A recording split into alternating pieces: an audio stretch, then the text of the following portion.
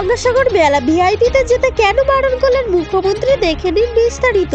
গঙ্গাসাগর মেলা নিয়ে আজ নবান্নের জরুরি প্রশাসনিক বৈঠক সারলেন মুখ্যমন্ত্রী মমতা বন্দ্যোপাধ্যায়। 8 থেকে 17 জানুয়ারি চলবে গঙ্গাসাগর মেলা।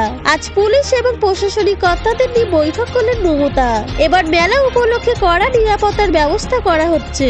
মেলা যাতে ভালোভাবে আয়োজন করা যায় তার জন্য সব ধরনের ব্যবস্থা করা হবে বলে মুখ্যমন্ত্রী জানিয়েছেন। ভিআইপিদের খুব প্রয়োজন ছাড়া মেলাতে না যাবার পরামর্শ দিয়েছেন মুখ্যমন্ত্রী।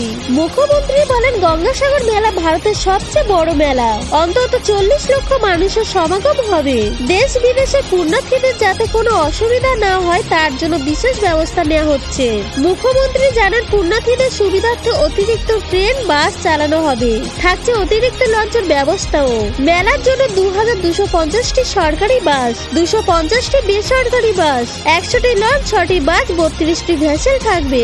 কলকাতায় 10টি টুরিস্ট বাস রাখা হবে প্রয়োজনে। প্রতি বাসে একজন সাগর বন্ধু থাকবে। মেলা উপলক্ষে 63টি ট্রেন চালানো হবে। প্রতিদিন 15 থেকে 16টি ট্রেন নিয়মিত চলবে। মেলার জন্য অতিরিক্ত নিরাপত্তার ব্যবস্থাও করা হয়েছে। থাকছে 1000-এরও বেশি সিসিটিভি, থাকছে জিপিএস ও স্যাটেলাইট ট্যাঙ্কের ব্যবস্থা।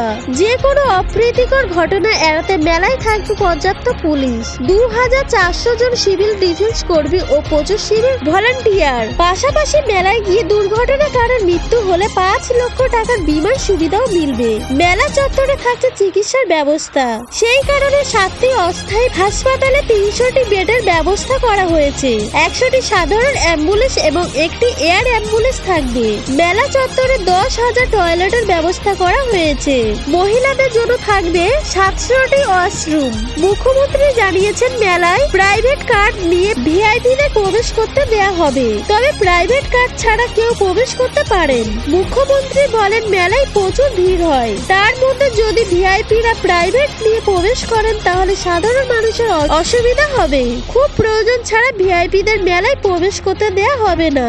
এছাড়াও মেলা প্রাঙ্গণে রান্না করে খাওয়া দাওয়া বন্দোবস্ত থাকছে না এবার, তবে কেউ চাইলে খাবার সঙ্গে নিয়ে যেতে পারে।